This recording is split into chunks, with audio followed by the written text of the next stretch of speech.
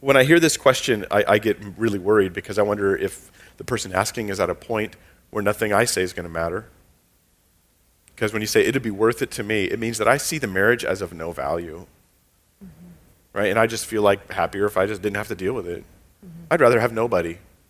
I don't know if that would last, to be honest, but that might be the way you feel on your way out the door. I feel my marriage is basically hopeless being married to a non-Christian. What's our word we're using? Can't think of the word. Heathen. Okay. Or unequally yoked, that's the word, okay? So we have nothing in common. We're both miserable. Can I get a divorce if I never remarry?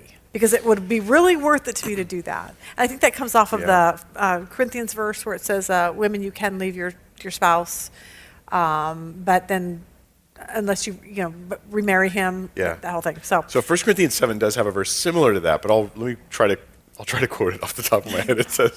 It says, a wife should not separate from her husband. There you go. Should not. But if she does, let her remain unmarried or be reconciled.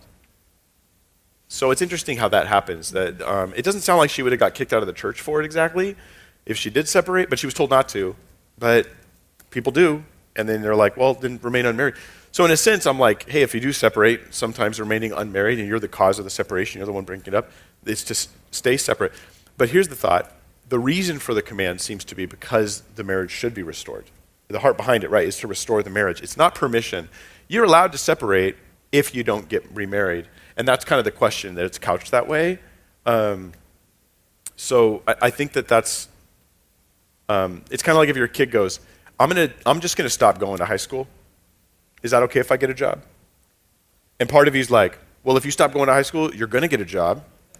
But no, it's not okay, right? It's neither of these things are okay. We're just dealing with real life as it happens.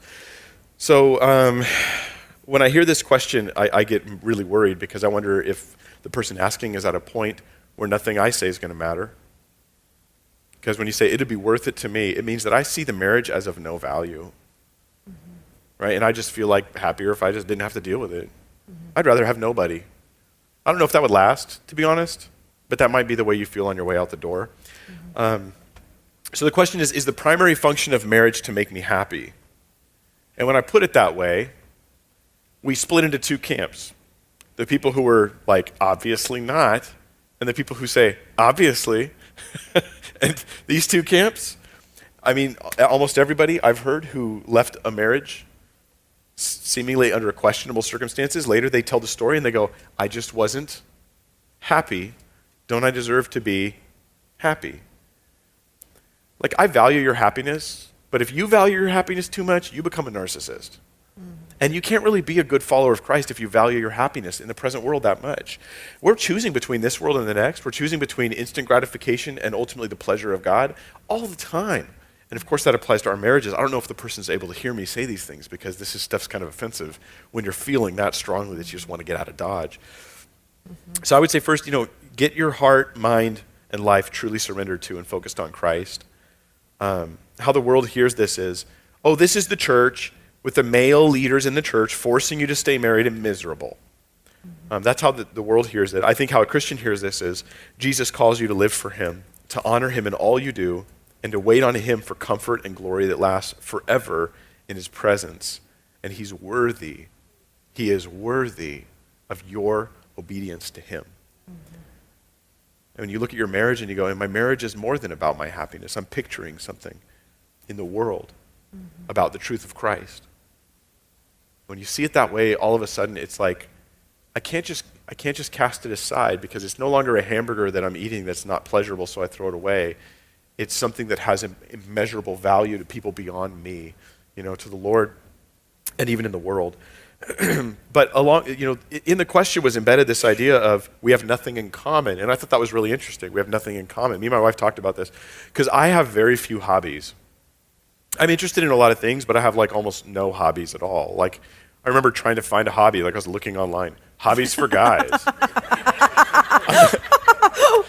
This is the way I am, right? So I'll research hobbies is what I'll do.